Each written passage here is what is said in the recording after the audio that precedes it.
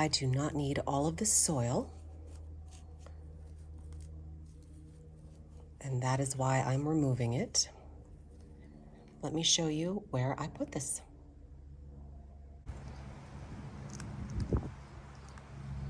This is where I added the dwarf variegated elephant bush.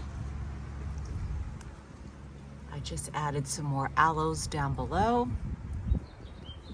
And this is the elephant bush from my friend in Palm Springs. Look how it cascades down. It is amazing.